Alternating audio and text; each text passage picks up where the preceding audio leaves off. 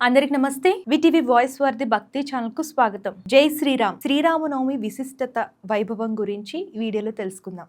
లక్ష్మీ సహితుడైన రాఘవుడు, దశరథుని కుమారుడు, అప్రమేయుడు, సీతాపతి, రఘువంశంలో రత్నదీపంలా ప్రకాశించేవాడు, ఆజానుబాహు, పద్మదళాల వలె విశాలమైన కన్నులు గలవాడు, రాక్షసులను నశింపజేసినవాడు అయిన శ్రీరామచంద్రునికి నమస్కరించుకుంటున్నాను. శ్రీరామచంద్రమూర్తి చైత్రశుద్ధ నవమి నాడు పునర్వాసు 4వ పాదాన్న కర్కాటక లగ్నంలో మధ్యాహ్నం వేళ శ్రీ మహావిష్ణు అవతారంగా జన్మించాడు. అసలు శ్రీ మహావిష్ణువు దశావతారాలను పరిశీలించినప్పుడు ఆయన ధరించిన 10 అవతారాల్లో 3 అవతారాలు చైత్రమాసంలోనే ప్రాదుర్భవించినట్లు తెలుస్తోంది. మత్స్య, వరాహ, శ్రీరామ అవతార జయంతులు చైత్రమాసంలోనే వస్తుంటాయి. అలాగే దశావతారాలలో శ్రీరామ అవతారం 7వది అయినప్పటికీ ప్రతి సంవత్సరం 10 జయంతులు ముగిసిన పిదప మరలా సంవత్సరం ప్రారంభంలో మొదటగా వచ్చే జయంతి పండుగ శ్రీరామనవమి. దశావతార జయంతులు: మత్స్య చైత్ర బహుళ పంచమి, కూర్మ వైశాఖ శుద్ధ పూర్ణిమ, వరాహ చైత్ర బహుళ త్రయోదశి, నారసింహ వైశాఖ శుద్ధ ద్వాదశి, వామన భాద్రపద శుద్ధ చతుర్దశి, పరశురామ వైశాఖ శుద్ధ ద్వాదశి, శ్రీరామ చైత్ర శుద్ధ నవమి, శ్రీకృష్ణ శ్రావణ బహుళ అష్టమి, బుద్ధ వైశాఖ శుద్ధ పౌర్ణమి, కల్కి భాద్రపద శుద్ధ విధియ. శ్రీరాముడు పుట్టినరోజునే శ్రీరామ కళ్యాణోత్సవాన్ని జరుపుకుంటాం. ఈ విషయమై కొంతమంది పుట్టినరోజునే కళ్యాణోత్సవం ఏమిటన్న వితండవాదం చేస్తుంటారు. అవతార పురుషుడు శ్రీరాముడు ఈ లోకాన్న అవతరించడమే మంగళప్రదం. అందుకే ఆనందదాయకమైన ఆ రోజున లోక కళ్యాణాన్ని ఉద్దేశించి సీతారాముల కళ్యాణోత్సవం జరపాలని పెద్దలు నిర్ణయించారు. ఈ సందర్భంగా ఆ కళ్యాణరాముని చరితను ఊరి వాడవాడలా పారాయణం చేస్తూ ధన్యులవుతూ ఉంటారు. ఆనందోత్సాహంతో తేలిపోతూ ఉంటారు. అసలు శ్రీరామ నామ జపమే సమస్త తాపాలను నివృత్తి చేసే ఏకైక ఔషధం. శ్రీరామనామం త్రిమూర్తులకు ప్రతీక. అందుకే పార్వతీ వల్లభుడు కూడా శ్రీరామ రామ రామేతి రమే రామే మనోరమే సహస్రనామ తత్తుల్యం రామనామ వరాననే అంటూ శ్రీరామనామం విష్ణు సహస్రనామాలకు సమానమైనదని చెప్పాడు. విష్ణుమూర్తి యొక్క ఒక్కొక్క నామం సర్వదేవతల కంటే అధికమైంది. అటువంటివి 1000 నామాలు ఒక్క రామనామానికి సమం.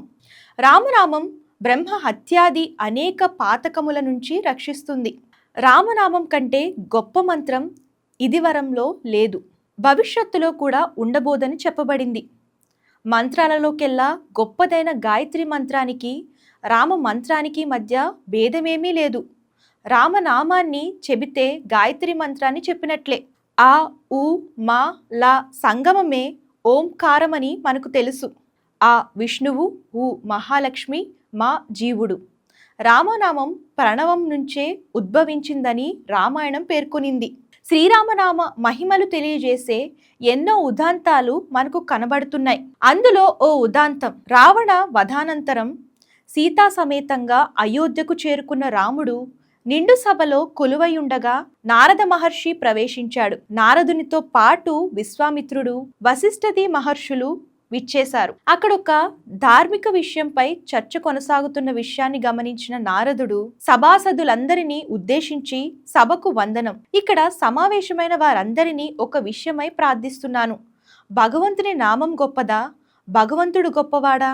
ఈ విషయమై అభిప్రాయాన్ని చెప్పండి అని పలికాడు. నారదుని అభ్యర్థన విన్న వెంటనే సభలో చర్చలు ఊపందుకున్నాయి. ఎంతగా వాదోపవాదాలు జరిగినప్పటికీ రాజ్యసభలోని ఋషిగుణం ఓ నిర్ణయానికి రాలేకపోయింది. చివరికి నారదుడే తన తుది నిర్ణయాన్ని వ్యక్తీకరిస్తూ ఖచ్చితంగా భగవంతుని కంటే భగవంతుని నామమే శ్రేష్టమైనదని చెప్పాడు. సభ ముగియడానికి ముందుగానే ఈ విషయం రుజువవుతుందని పలికాడు. అనంతరం నారదుడు ఆంజనేయునితో, హనుమ, నువ్వు మామూలుగానే ఋషులకు శ్రీరామునికి నమస్కరించు, విశ్వామిత్రునికి తప్ప అని చెప్పాడు. అందుకు హనుమంతుడు అంగీకరించాడు. ప్రణామ సమయం రాగానే హనుమంతుడు ఋషులందరికీ నమస్కరించాడు గాని విశ్వామిత్రునికి మాత్రం నమస్కరించలేదు. దాంతో విశ్వామిత్రుడు కోపగించుకున్నాడు. అప్పుడు నారదుడు విశ్వామిత్రుని సమీపించి, మునీశ్వర, హనుమంతుని పొగరును గమనించారా? నిండు సభలో మీకు తప్ప అందరికీ నమస్కరించాడు. మీరు అతన్ని తప్పక శిక్షించాలి. అతనికి ఎంత గర్వాతిశయమో చూసారా అని చెప్పడంతో విశ్వామిత్రుడు మరింత కోపావేశానికి గురయ్యాడు. విశ్వామిత్రుడు శ్రీరామచంద్రమూర్తిని సమీపించి, రాజా, నీ సేవకుడైన హనుమంతుడు అందరికీ నమస్కరించి నన్ను అవమానించాడు కనుక రేపు సూర్యుడు అస్తమించేలోగా నీ చేతులతో అతనికి మరణదండన విధించాలి అన్నాడు.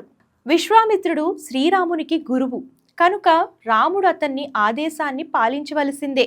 ఆ క్షణంలో శ్రీరాముడు నిశ్చేష్టుడైపోయాడు. కారణం, స్వయంగా తన చేతులతో అనన్య స్వామి భక్తుడైన తన మారుతికి మరణదండను విధించాలి. ఈ విషయం క్షణకాలంలో నగరమంతా వ్యాపించిపోయింది. హనుమంతునికి కూడా మహా దుఃఖం కలిగింది. అతడు నారదమునిని సమీపించి, దేవర్షి, నన్ను రక్షించండి. శ్రీరామచంద్ర భగవానుడు రేపు నన్ను వధిస్తాడు. నేను మీరు చెప్పినట్లే చేసినందులకు ఫలం అనుభవించినాను. ఇప్పుడు నేనేం చేయాలి అనగా, దేవర్షి, ఓ హనుమంత, నిరాశపడకు, నేను చెప్పినట్లు చేయి. బ్రహ్మముహూర్తంలో లేచి సరయూ నదిలో స్నానమాచరించి చేతులు జోడించి ఓం శ్రీరామ్ జయరామ్ జయ జయ రామ్ అన్న మంత్రాన్ని జపించు. అంతే, విశ్వాసపూర్వకంగా చెబుతున్నాను, నీకేం భయం రాదు అన్నాడు. మరునాడు తెల్లవారింది. సూర్యోదయానికి పూర్వమే హనుమంతుడు సరయూ నదికి చేరాడు. స్నానం చేసి దేవర్షి చెప్పిన ప్రకారం చేతులు జోడించి భగవంతుని నామాన్ని జపించసాగాడు. ప్రాతకాలం కావడంతో హనుమంతుని కఠిన పరీక్షను తిలకించాలని ప్రజలంతా గుంపులు గుంపులుగా వచ్చేశారు. శ్రీరామచంద్రుడు హనుమంతునికి దూరంలో నిలబడి తన పరమ సేవకుణ్ణి కరుణార్థ దృష్టితో చూడసాగాడు. కాలం ఆసన్నం కావడంతో అనిశ్చాపూర్వకంగానే హనుమంతునిపై బాణాలను వర్షింపజేయసాగాడు. కానీ ఒక్క బాణం కూడా హనుమంతుని బాధించలేకపోయింది. ఆ రోజల్లా బాణాలు వర్షింపబడుతున్నాయి, కానీ అవి హనుమంతునిపై పడడం లేదు. కుంభకర్ణాది రాక్షసుణ్ణి వధించడంలో ప్రయోగించిన భయంకర అస్త్రాలను కూడా ప్రయోగించాడు. అంతలో శ్రీరామచంద్రుడు బ్రహ్మాస్త్రాన్ని ఎత్తాడు. హనుమంతుడు ఆత్మసమర్పణ చేసి పూర్ణ భావంతో మంత్రాన్ని తీవ్రంగా జపిస్తున్నాడు. అతడు రాముని వైపు చిరునవ్వుతో చూస్తున్నాడు. స్థిర భావంతో నిలబడిపోయాడు. అందరూ ఆశ్చర్యంతో చూస్తూ హనుమంతునికి జయ జయకారాలు పలికసాగారు. అట్టి స్థితిలో నారద మహర్షి విశ్వామిత్రుని సమీపించి, ఓ మహర్షి, ఇక మీరు విరోధాన్ని ఉపసంహరించుకునేదురుగాక. శ్రీరామచంద్రుడు అలసిపోయి ఉన్నాడు. విభిన్న ప్రకారాలైన బాణాలు కూడా హనుమంతుణ్ణి ఏమీ చేయలేకపోయాయి. హనుమంతుడు మీకు నమస్కరించకపోతే పోయినదేమున్నది? ఈ సంఘర్షణ నుంచి శ్రీరాముని రక్షించండి. ఈ ప్రయాస నుంచి అతన్ని నివృత్తుణ్ణి చేయండి. మీరంతా శ్రీరామనామ మహత్యాన్ని చూచినారు కదా అన్నారు. ఆ మాటలకు విశ్వామిత్ర మహర్షి ప్రభావితుడైపోయాడు. రామ, బ్రహ్మాస్త్రాన్ని హనుమంతునిపై ప్రయోగించవద్దు అని ఆదేశించాడు. దానితో హనుమంతుడు వచ్చి తన ప్రభు యొక్క చరణ కమలాలపై వ్రాలిపోయాడు. విశ్వామిత్రుడు అత్యంత ప్రసన్నుడై హనుమంతుడి అనన్య భక్తిని గురించి విశేషంగా ప్రసంగించాడు. హనుమంతుడు సంకట స్థితిలో ఉండగా నారద మహర్షి ప్రప్రథమంగా అతనికి రామమంత్రాన్ని ఉపదేశించాడు. శ్రీరామ, ఈ సంబోధన శ్రీరామునికే పిలుపు. జయరామ, ఇది రాముని స్తుతి.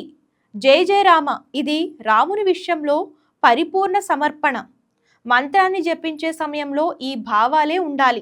ఓ రామ, నేను నిన్ను స్తుతిస్తున్నాను, నీ శరణుజొచ్చినాను అన్న భక్తులకు శీఘ్రమే శ్రీరామ భగవద్ దర్శనం జరుగుతుంది. సమర్థ రామదాస స్వామి ఈ మంత్రాన్ని 13 కోట్లు జపించి శ్రీరాముని ప్రత్యక్ష దర్శనాన్ని పొందాడు. రామనామ శక్తి ప్రభావం అమితమైనది. అందుకే రామనామాన్ని నిత్యం భక్తులు జపించి తరిస్తుంటారు. స్వర్గంలో దేవతలకు అమృతం ఎలాగో ఈ భూలోకంలో మానవులకు రామనామం అటువంటిది. రామనామాన్ని నిత్యం జపించేవాడు, తులసి మాలను ధరించినవాడు, రామ అని స్వామివారిని నోరారా పిలిచినవాడు ధన్యుడు. ఈ రామనామం తారక మంత్రమని చెప్పబడుతోంది. వేరొక మంత్రాన్ని తారక మంత్రమని అనరు. అంత్యకాలంలో మరణం సమీపించినప్పుడు స్వయంగా శివుడే వచ్చి మరణాన్ని చేరుకునే వ్యక్తి చెవిలో రామనామాన్ని ఉపదేశిస్తాడని ప్రతీతి. ఎలాగైతే అత్యంత సూక్ష్మమైన మర్రి విత్తనం నుండి బ్రహ్మాండమైన వృక్షం ఉద్భవిస్తుందో అలాగే రామ్ అనే బీజం నుంచి ఈ చరాచర జగత్తంతా ఏర్పడింది. కాబట్టి ఈ కనబడే ప్రపంచమంతా రామమయమే. మట్టి నుండి ఏర్పడిన కుండ, పిడత, బుంగ, తొట్టి, ప్రమిద ఎలాగా మృత్తికా స్వరూపమో అలాగే ఈ జగమంతా రామస్వరూపమే. నిత్యం రామనామమృతంతో వారి జీవితాలు పునీతమై సర్వ సుఖాలు లభిస్తాయి. జై శ్రీరామ్. చూసారు కదా, ఇలాంటి భక్తి వీడియోస్ కోసం ఛానల్ ఫాలో అవడం, సబ్స్క్రైబ్ చేయడం మర్చిపోకండి. అందరికీ నమస్తే, దిస్ ఈజ్ కరాటే కళ్యాణి. మీరు మంచి న్యూస్ చూడాలన్నా, మంచి విషయాలన్నీ కూడా తెలుసుకోవాలనుకున్నా కూడా please subscribe V channel. Hello అండి, వీటీవీ సబ్స్క్రైబ్ చేయండి. హాయ్ అండి, this is actor Suman. So వీటీవీని లైక్ చేయండి, షేర్ చేయండి, సబ్స్క్రైబ్ చేయండి. Hi hello, I'm Sasirekha, Miss India. So వీటీవీని లైక్ చేయండి, సబ్స్క్రైబ్ చేయండి, షేర్ చేయండి. ఏమైనా డౌట్స్ ఉంటే కామెంట్ బాక్స్లో కామెంట్ చేయండి. Thanks for VTV.